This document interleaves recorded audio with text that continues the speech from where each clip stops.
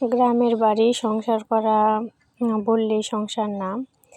তো আসসালামু আলাইকুম বন্ধুরা, সবাই কেমন আছেন? আশা করি সবাই ভালো আছেন। আমরাও আলহামদুলিল্লাহ বেশ ভালো আছি। তো এর আগের ভিডিওতে দেখাইছিলাম আমাদের বাড়িতে বড়ই গাছ একটা কাটা। তো আজকে আরেকটা কাটছিল। বাড়ির উঠানে কোনো রোদ আসে না, কাপড় চোপড় শুকানো যায় না। তো বাড়িতে কিছু কাজকর্ম অফ ক্যামেরায় করে এই যে আমরা রেডি হয়ে বের হয়ে পড়েছি। আমার ননদের বাসায় যাব। তো আমার ননদের ছেলের মুসলমানি হবে, অনুষ্ঠান তেমন করবে না, এখন পরে করবে। তো এখন আজকে মুসলমানি হবে, এই জন্য আমরা ওখানে যাচ্ছিলাম।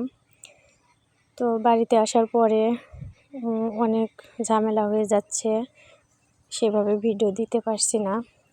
তো এই যে দেখেন আমাদের এলাকায় এরকম আনারস ক্ষেত, আনারসের চাষ হয়, আর পাশে দেখেন লেবুর বাগান। তো এদিকে পাহাড় এলাকা এরকমই হয়।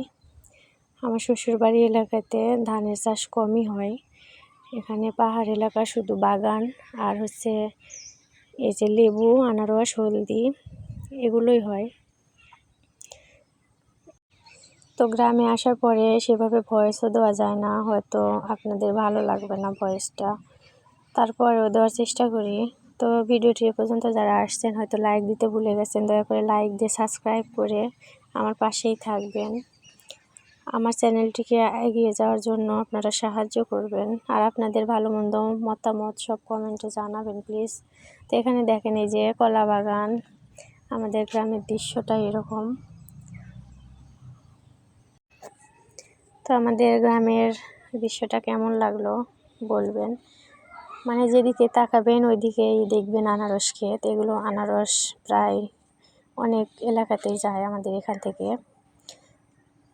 তো এখানে আনারসের চাষ বেশি হয়, আর লেবুর চাষটা অনেক বেশি হয় এখানে। তো ভিডিও করা যায় না, এত ভাঙা রাস্তা, মাটির রাস্তা অনেক ভাঙা। তো আমাদের অটো দিয়ে গেছি। তো এখানে এই যে আমার ননদের বাড়ি চলে এসেছি। দেখছি ওরা রান্না শেষই হয় না, রান্না করছে। আমার শাশুড়ি আগের দিন চলে আসছে, তো আমরা পরে এসেছি।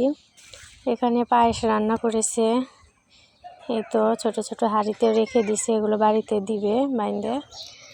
তো এখানে যে মাছ রান্না করেছে লাউ দিয়ে, আর ভাত, গরম ভাত, আর পরে মাংস রান্না করে নিচ্ছে ওরা চুলায়। তো ওগুলো পরে দুপুরে খেতে দিবে। এখানে আমাদের নাস্তা দিছে, তেলের পিঠা আর পায়েস। তো আপনাদের ভাই আর আমি খাচ্ছিলাম। পায়েসটা অনেক মজা হয়েছিল। আমরা বাবু মুসলমানি হওয়ার পরে খাওয়া দাওয়া করে এই তো আবার রেডি হয়ে গেছি।